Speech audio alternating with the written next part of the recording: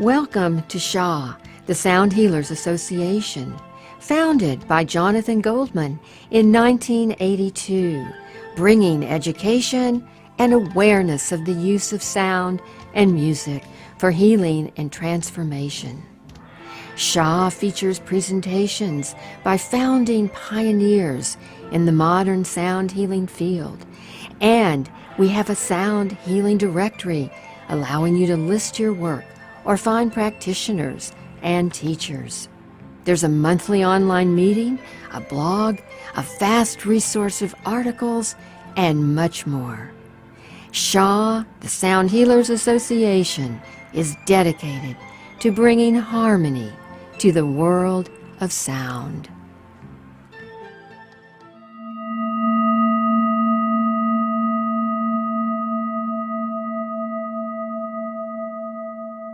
Okay, here we go, and we're jumping in now. And again, I'm Steve Farrell with Humanities Team. I'm here in Boulder, Colorado. I live near my dear friend Jonathan Goldman and his wife Andi, and it's my pleasure to be here just to introduce Jonathan and Andi as this program starts. So, and of course, this is a Sound Satsang, and it's a monthly program now that Humanities Team is really grateful to be producing each and every month with Jonathan and Andi. So thanks for being with us. I think you're going to have a fantastic time. Let me just want to read a brief introduction here as we get started. So Jonathan and Andi Goldman are a powerful pair in the world of conscious living and sound healing. Jonathan is an internationally recognized authority, pioneer, and author in sound healing. Andi is a licensed psychotherapist who utilizes holistic treatment and sound healing. Both are highly respected leaders in the sound healing and spiritual music community. Andi and Jonathan have co-written 2 books together, Chakra Frequencies and The Humming Effect. And again, I'll just share, when we came out a moment ago, Jonathan and I were sharing that sound healing is really taking off as it should, because it is, as we're creating conscious living in the world, sound healing is a big role.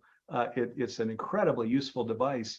And you're looking at the man here, Jonathan Goldman, who got this whole thing started, was called to it at an early age, and hooray, thank God he was, because look where sound healing is today. And my pleasure, Jonathan, to turn this over to you.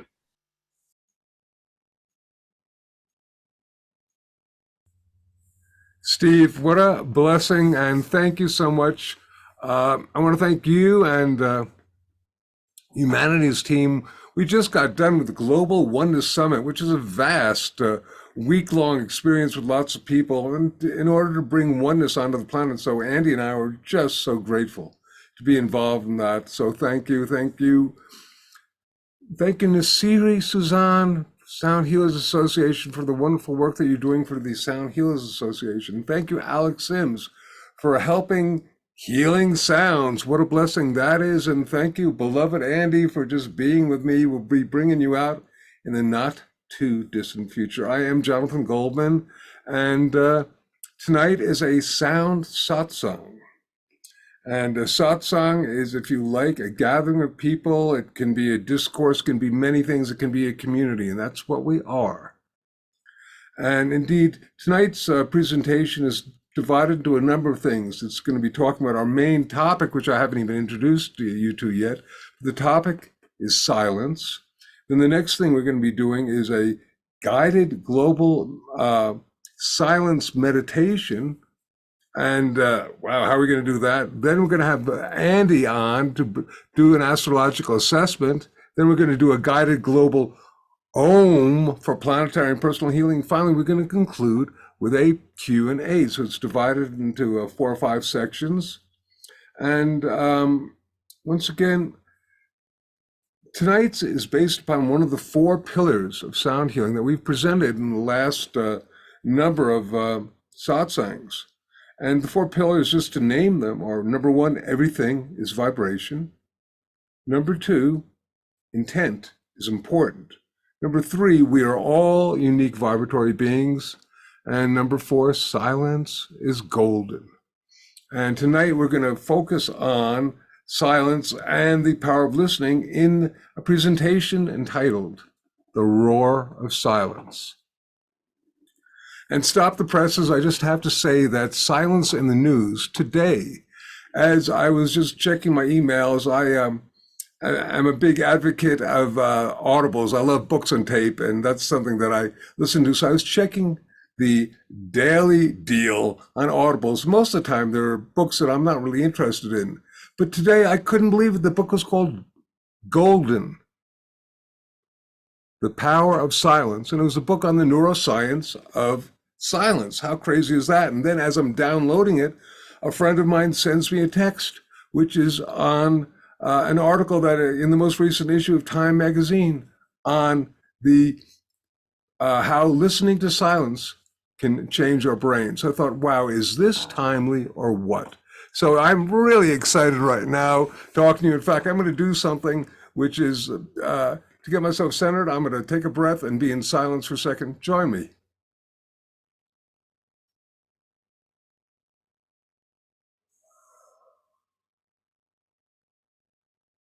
Okay, nice.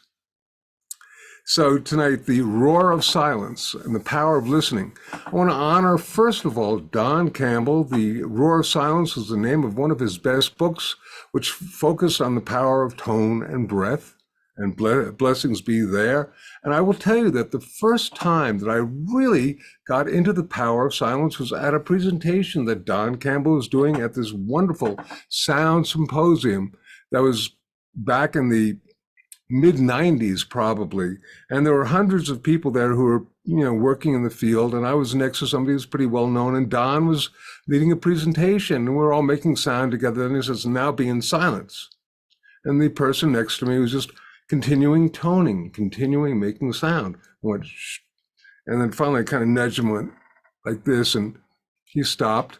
And it made me realize that we have, when you get into sound, when you get into sound healing, when you become so enamored oftentimes by the sound and by the power of sound that the importance of listening and silence disappears. I'd like to suggest that perhaps this missing ingredient for so many sound healers is silence, which is, from my perspective, the yin to the yang of sound. It's part of the whole thing. And on a level from years of experience of making sound and doing this and that, I found that silence may be the place where the true shift and change occurs. In other words, as we're in resonance, and if we change to another resonance, then that particular resonance has not had time to assimilate and encode into our body, brain, spirit, energy fields, etc. But if we're in silence, we can then be in that place where the true frequency shifts can occur. Now, for many, silence is a new and relatively unexplored territory. So I want to go with this tonight. We're going to be going through a lot of stuff very quickly, and I'm trusting that perhaps some of these things that I mention or talk about will, if you like, put you on a journey into checking out the different things that I'm talking about, whether it's Don Campbell's Roar of Silence or any books that I mention. And I'd like to suggest that in many traditions, listening to silence is an extraordinary way of going within and really developing higher consciousness and deep evolutionary practices. My beloved wife, Andi, pointed out that the word silent is an anagram to listen. They both contain the same amount of words. And indeed, listening within may be a true, if you like, source of connection with the divine. Listening is an important and often overlooked ability. And if we can differentiate between listening and hearing, listening is active and hearing is passive. Or hearing is passive and listening is active, okay? And a lot of the first really important work on listening and on the ear which is, of course, one of our major tools for listening, is a doctor by the name of Alfred Tomatis, MD. He was an otolaryngologist. That's an ear, nose, and throat man, a specialist, and he was from Paris, France, and he was really well known and wrote a number of different books, but the one that particularly is worthwhile investigating is called Conscious Listening. And it's just so very, very important. And he was, if you like, considered the Einstein of the ear. And here, something that a lot of you may not know. What is the primary function of the ear? Well, according to most doctors, is to assume balance and provide balance for our body. And the next one is hearing, to analyze movements from outside and inside our body. And the third one is to charge the cortex of the brain, and actually to charge the brain. Dr. Tomatis believed that the ear provided 90 to 95% of the body's total charge. That's incredible. Here's a wondrous story I'd like to share with you. And it is in my book, which just came out incidentally a couple of weeks ago. It's the 30th anniversary edition of Healing Sounds, The Power of Harmonics. I'm proud of this baby. Just wanted to share it with you. And in Healing Sounds, there's a story of these Benedictine monks in France who, after Vatican II, which was an edict that happened in, I think, in the 60s, it was found not to be necessary to do any chanting or anything like that. So the abbot of the monastery told the monks that they didn't have to chant anymore. The thing was that they chanted for hours, many, many hours of the day. They wouldn't sleep very much. They worked really hard and they chanted a whole lot. And then after that, something strange happened. They began to be observed sitting in their cells, in their little quarters, kind of hunched over, slumped over, very lethargic, really depressed. And so they decided to call in some doctors to see what's going on. The first doctor checked them out, said, well, these guys need to sleep more. But you know, when you're depressed and you sleep more, you just sleep more. So that didn't work. Then they called in another doctor and he said, well, it's nutritional. And he made these monks who were basically vegetarians with a little bit of fish, and they'd been doing this for centuries with a very successful lifestyle. He made them meat and potato guys, and that didn't work either.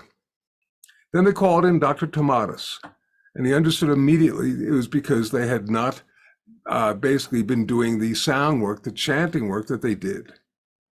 And he basically got them into chanting. He brought in a device called the electronic ear to help restore some of the things. And within around 6 weeks, the monks were able to resume their rigorous Benedictine lifestyle. So I share that story with you because I think it's very, very important. And I don't know how many of you remember, but the whole rise of Gregorian chant music in the 90s was basically based upon a lot of that knowledge and a lot of that work. So blessed be. Listening, the power of the ear. Well, we talked about the ear basically charging the brain and charging the body, and the ear is neurologically involved with the optic and ocular motor nerves, which affects our vision and our movement. But it's also involved with the vagus nerve, which basically controls our parasympathetic nervous system. And it's called the 10th cranial nerve. It's the longest and most complex nerve of the cranial nerves. And the vagus nerve affects the larynx, the bronchi, our heart, and our gastrointestinal tract, and thus our voice, our breathing, our heart rate, and respiration, and digestion are all affected by the ear.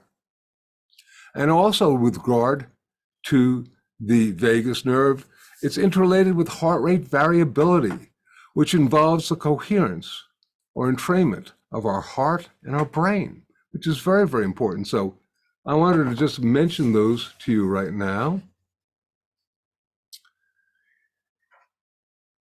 The ear is said to begin development in utero at about 6 to 8 weeks and really begins to process stimuli shortly after that. So the ear is considered the first really sensory organ that, if you like, the infant in utero is being affected by. And there's a lot of work in terms of music for babies, music for even, pregnant mothers, et cetera. And that's very, very cool and very, very important. There's a lot of work, and these are just things to think about, and you can research them. A lot of different work done there.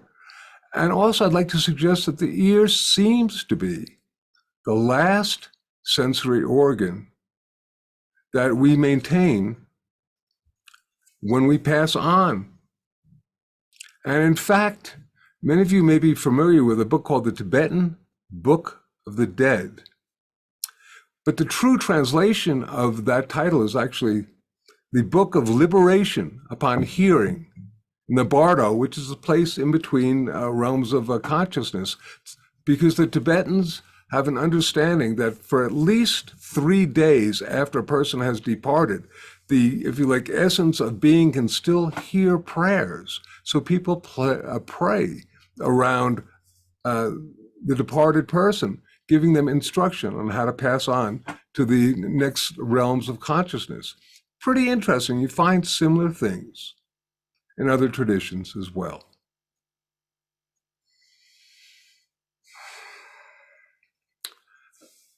I'd like to mention the tomatis effect.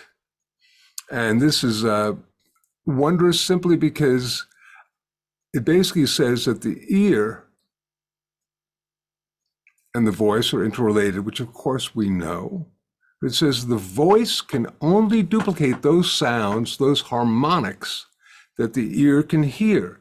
So as an interesting thing, if you've ever encountered people who have interesting voices, and you think, oh, gee, they have a vocal problem. Most of the time, it's actually a hearing problem, and there's probably frequencies in the bandwidth of the voice that is somehow being suppressed, and they're not able to hear it.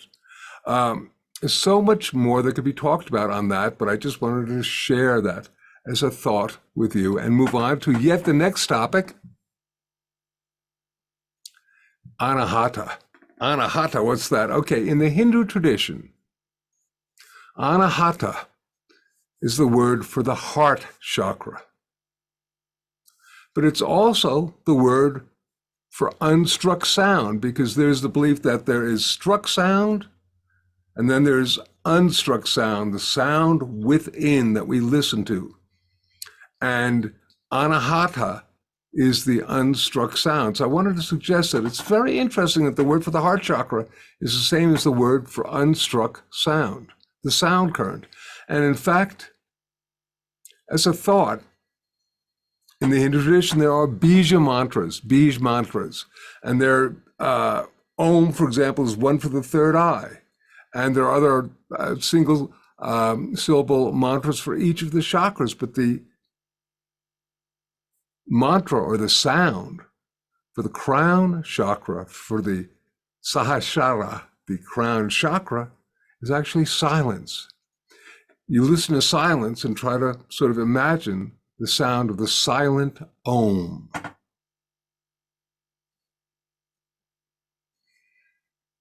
And in either Shabd Yoga or Nad Yoga, depending upon what name you want to use, but it's the yoga of inner listening. And there's an inner listening to the sound current and being used as a major tool for transformation. And it's said that there are different levels or different planes of consciousness that one can go within as you do this inner listening. And basically you hear these different sounds and you can tell which different plane of existence you're on. And some of these different sounds include like the sound of the wind or a hum or a flute or thunder or a drum. So it's very, very interesting. And people have written some wondrous books on Shabd Yoga, on inner listening yoga, and really charted out this territory very, very well. The subject of silence is fascinating. And one could go on and on about different ways to work with silence. In Healing Sounds, I think I have 7 different levels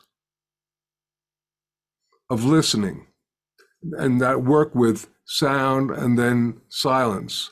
And I think that's great. But recently, as I was, when I decide that I'm going to be doing these sound satsangs, I sort of basically tap into aspects of sound or silence or whatever you want to say, and I get information. And what I got was that one could also, there are many different ways of working with silence, many different ways of working with listening, but you could work with just 3 levels of listening. And these 3 levels of listening, we're going to be listening to I had the pleasure of making a sort of a guided meditation for us all to experience. We'll just try this, and there are 3 different levels. The first, we're going to be listening consciously to a little minute-long piece of music just to see what we experience. What does that feel like? Then the next one, we're going to be listening to the outer sounds. What's going on in your room or around you? You're hearing a clock, or you're hearing traffic, or the voices of people, listening to that. And then the third level is the first step of listening to the inner sounds, just being quiet and seeing if you can hear your heartbeat or your respiration, or it's even possible to hear your brain waves. And that's very, very cool. And so for those of you who've done this, please, join in. For those of you who haven't, join in, but be prepared for very powerful experience of, if you like, working with silence, 3 different levels. So I think we'll just go do that right now. This is going to take all of about maybe 5 minutes, and I trust you will really enjoy it. It's best if you do this with your eyes closed, but if you ever your eyes open, that's okay too. I got some nice images. So Garth, if we can.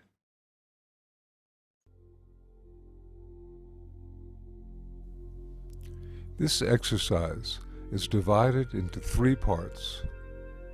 When you do this exercise, it is best to do it with your eyes closed. Each of the exercises is about a minute long, and each will conclude with the sound of a bell.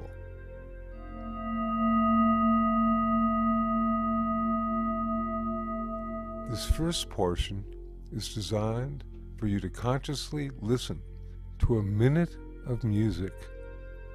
Focus your attention on this music and become aware of what you notice. What instruments do you hear? What sounds do you notice? What comes into your consciousness as you listen to this? Ready?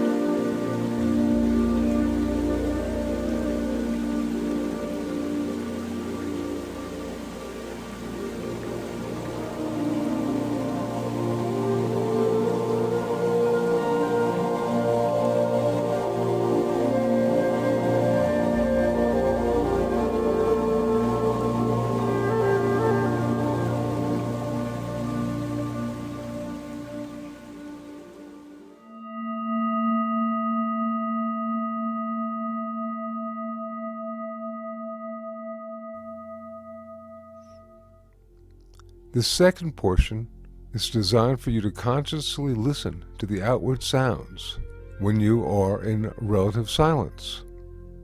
What do you hear? Is it the sound of a clock or a refrigerator or someone in the next room perhaps talking? Or maybe you're hearing traffic or some other sound. What are you aware of? Are you ready?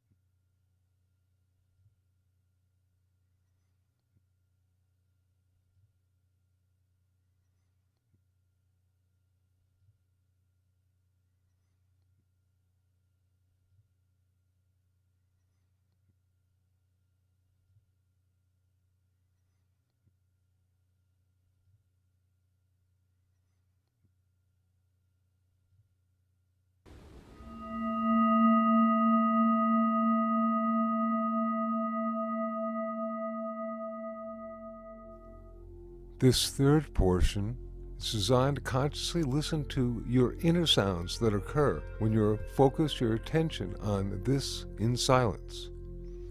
Become aware of the sounds of your body. Perhaps you become aware of your breath, or hear your heart, or as you listen closely, you hear your nervous system or something else. What do you hear? What are you aware of? This is the next level of listening. Are you ready? Let's begin now.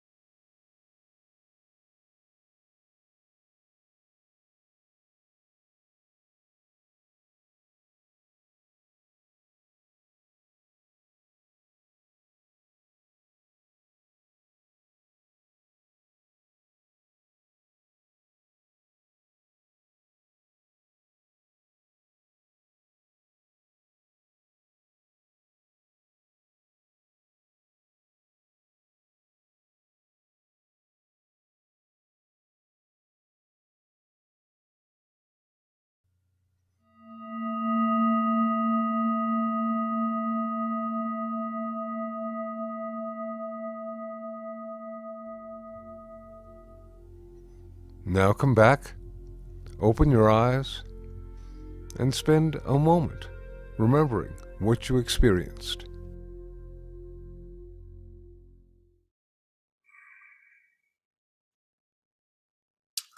Well, I trust you enjoyed that as much as me. It's always an interesting journey when you basically start working with the energy of silence.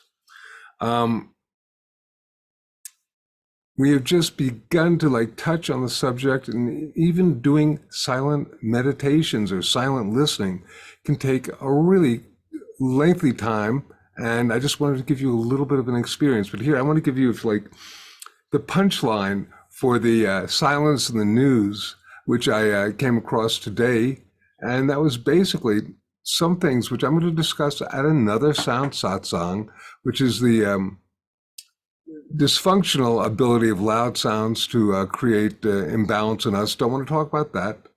But the other thing is that silence in meditation is just great in terms of being able to induce deep states of deep relaxation. That's number one. And number two, and here's the real kicker.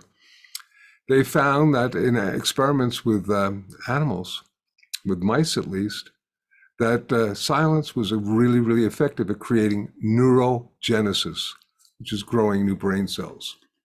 How about that? Okay, so for the moment, I'm going to take a breath and bring on my beloved wife and partner, Andi Goldman, who's going to give us an astrological assessment. Got to tell you, folks, some interesting stuff going on right now. Andi, would you join us? And as I do our high-tech moving the chairs around and stay with us. This is really fascinating what is going on right now. So, Okay. All right. we good? Well, I'm glad to be here, and hello to everyone.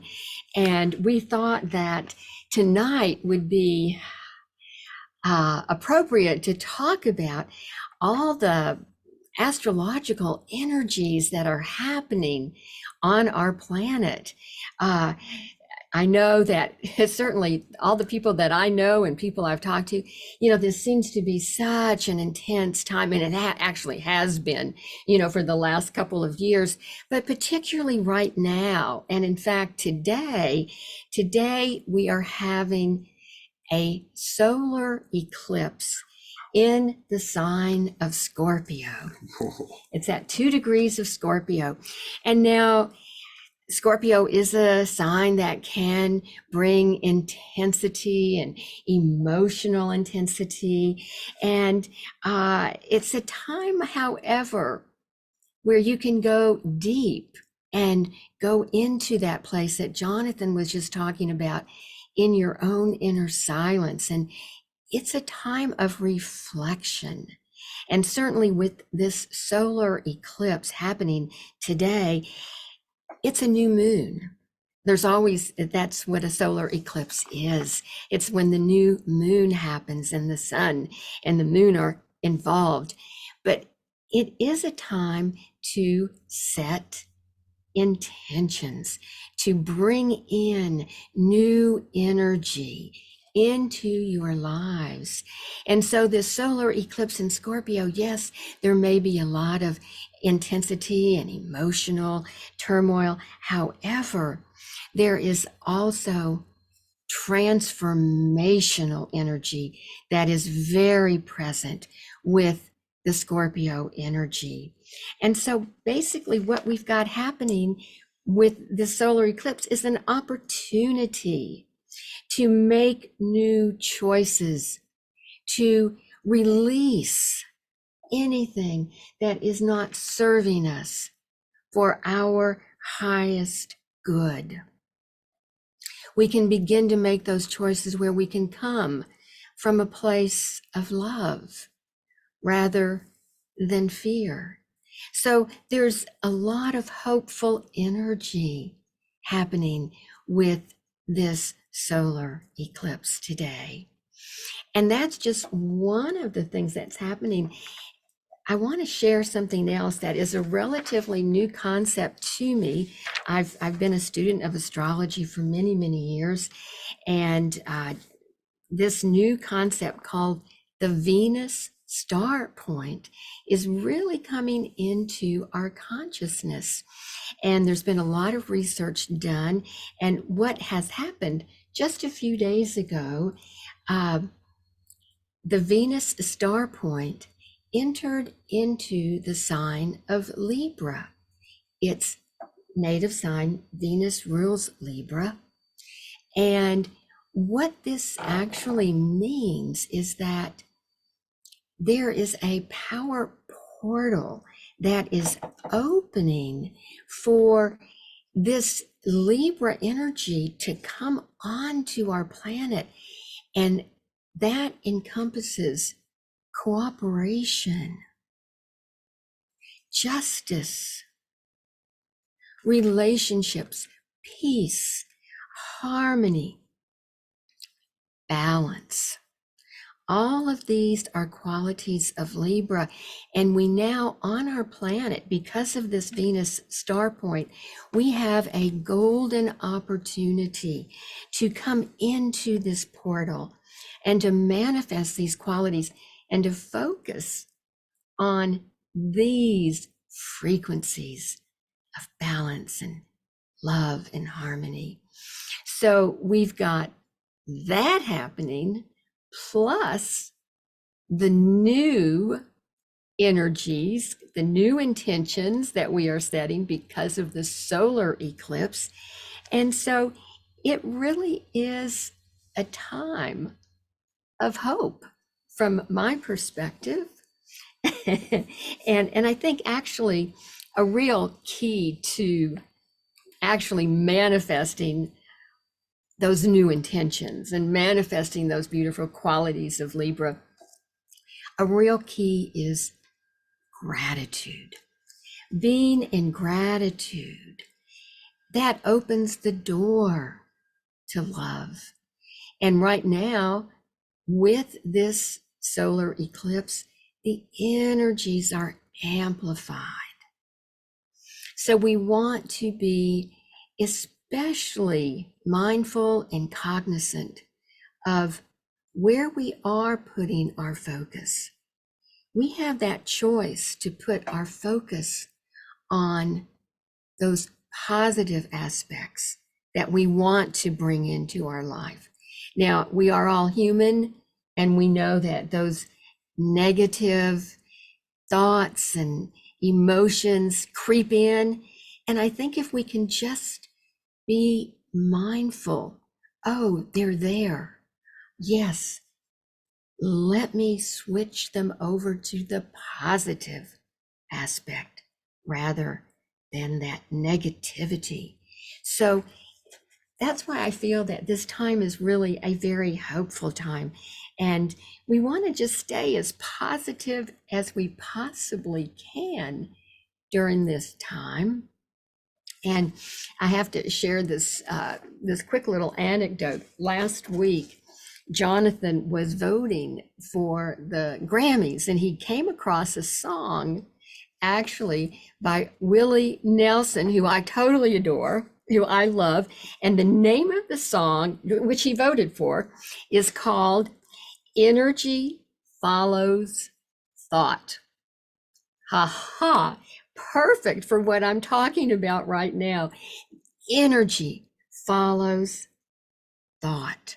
So just hold that thought and utilize the energies of this solar eclipse, these energies of the Venus star point.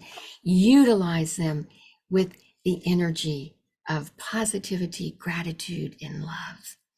Beautiful. And Jonathan, I just want to mention one more thing, if I Yeah. have a moment to, because I was mentioning earlier that these last 2 years have been just really intense.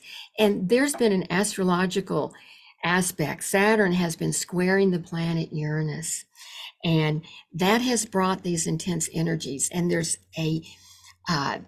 those planets really represent out with the old, in with the new. It's a revolutionary energy, and it is time to birth a new world. And I want to just acknowledge Humanity's team for coming and completing that 10-day summit where their focus was birthing a new world. So I hope that we can all birth the new world. And as we get ready for our guided global Yeah. meditation, let us hold that intention. Well, I think what you just said about really being positive, and we're going to be doing the meditation that we have been doing previously, which is a wonderful one. We love it. And it works with the Om, of course, which is one of the great creative sacred seed syllables, the sounds of creation. We're going to encode it with our gratitude, with whatever we want, and do it for personal and planetary healing. We're going to be working with heart-brain coherence, so we expand our electromagnetic field and send these sounds out to the planet. Not much more to say except let's experience this together. Yes, and as Jonathan was talking about silence, at the end of this meditation, we will have a brief moment of being in silence where we can begin to listen within and really begin to upgrade our bodies, our minds, and our spirits. Upgrade. All right, I like it. Garth, shall we begin, sir?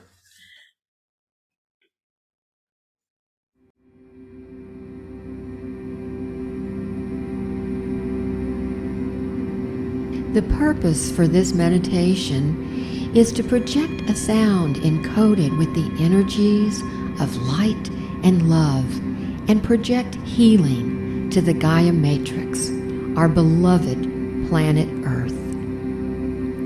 We will first create coherence between our heart and our brain. This effect will further be amplified by the power of the Om that you will be toning along with later, bringing more light and love into your body, mind, and spirit for health and wellness. And now, begin to focus on your breathing. Breathing in and breathing out. Slowly breathing in and out. And as you're breathing in and out, imagine or visualize that you're breathing in and out through your heart.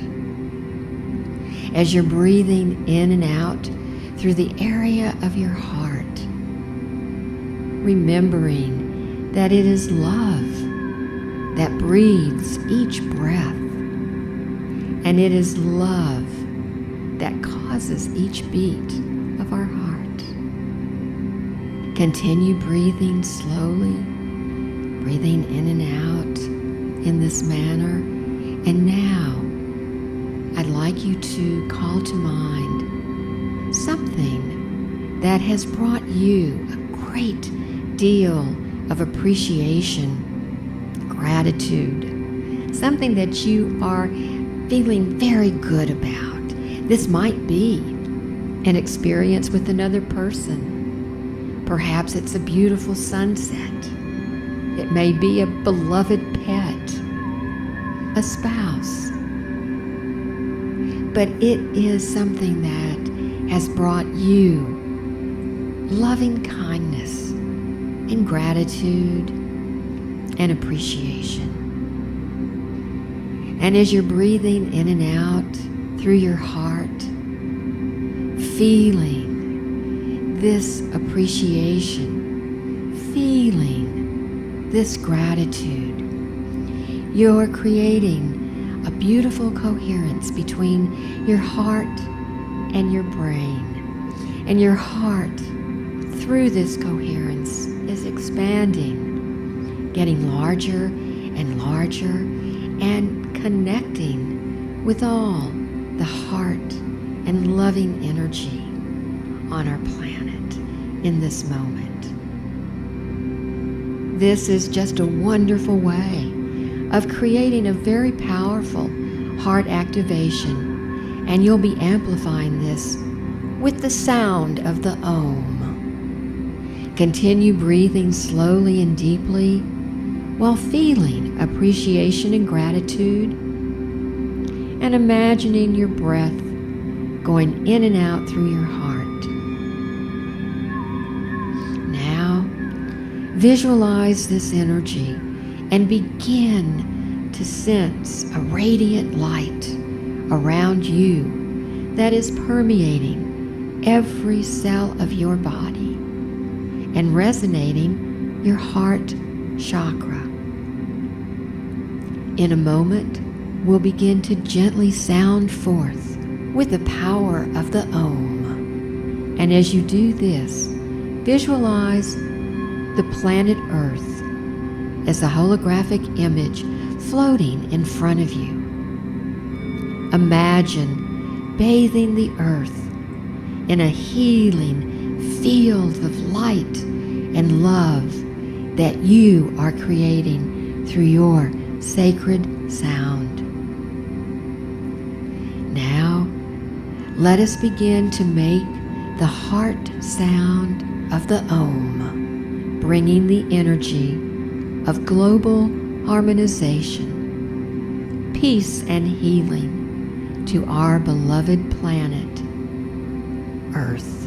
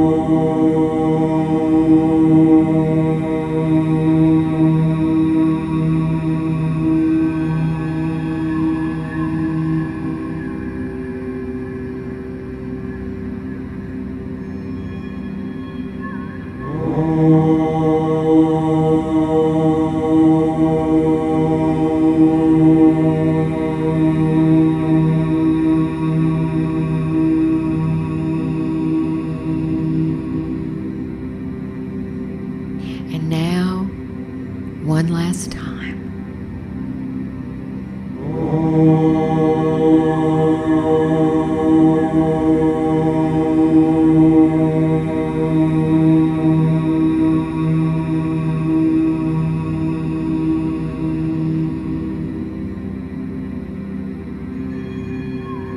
Now, being in silence, visualizing all the light and love through sound that you have manifested, resonating and bringing to Earth and yourself to a deep state of healing.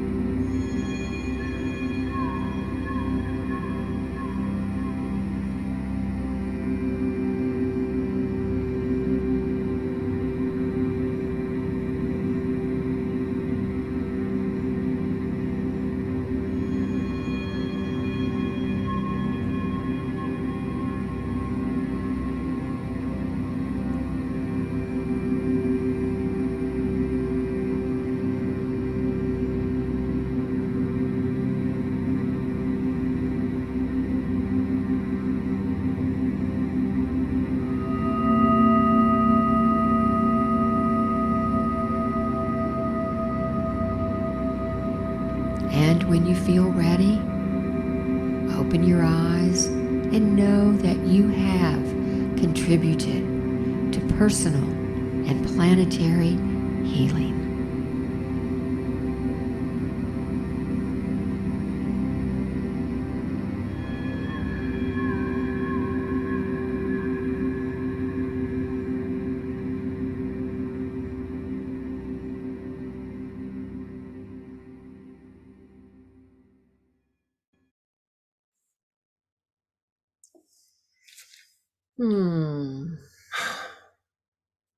As always, a powerful, if you like, experience. We trust that all of you will have had a similar and really pleasant, blissful experience with your own sound, sending it out to the planet.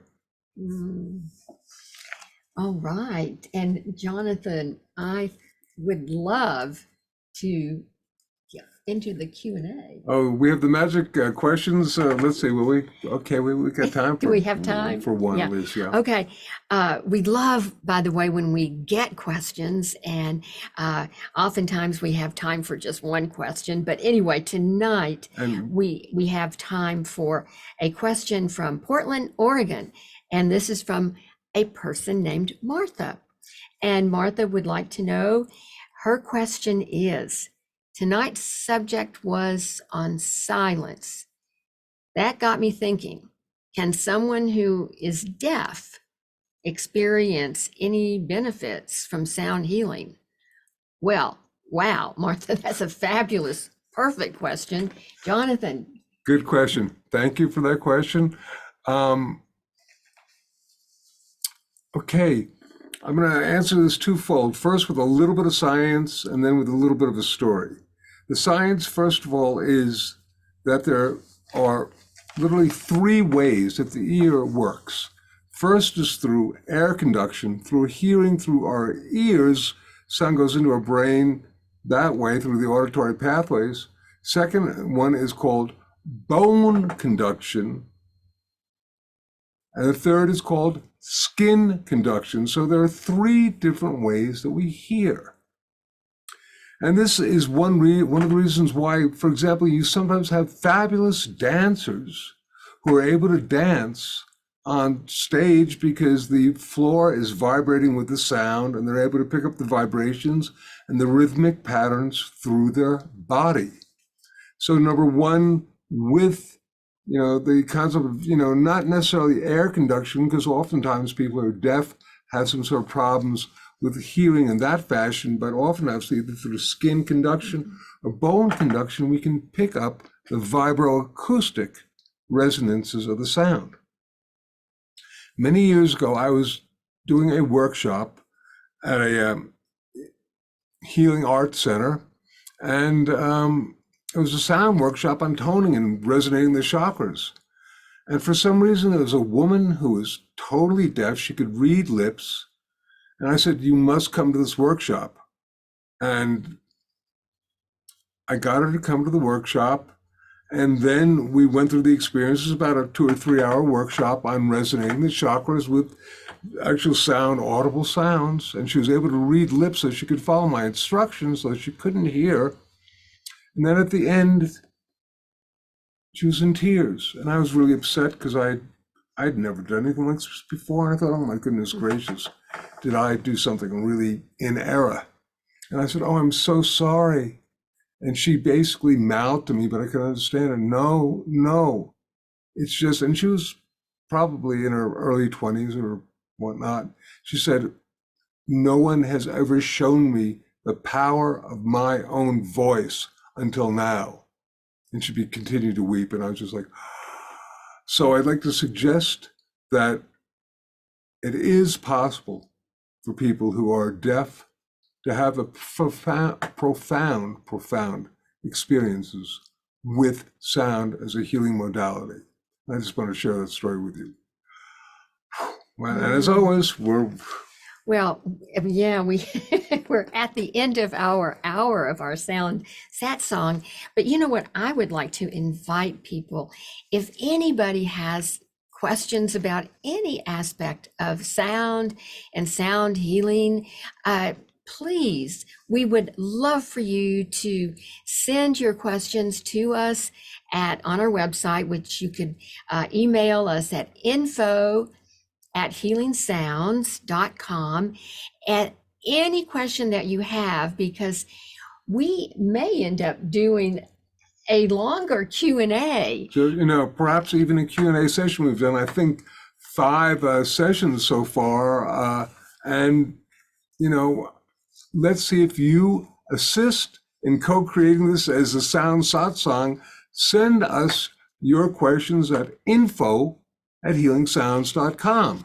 Well, the reason that we thought we wanted to just mention this, because we do get questions and we really don't have, we have just the short time at the end to answer questions. We usually have time for 1, possibly 2.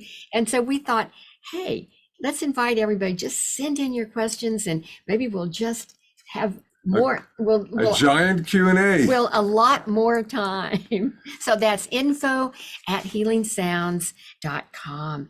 And our next Sound Satsang is going to be November 22nd. And that is on a Tuesday night at 7 o'clock. It's before Thanksgiving, isn't it? Right before Thanksgiving. So we hope everyone will come back and join us for our November Satsang. And Jonathan, the last words are for you.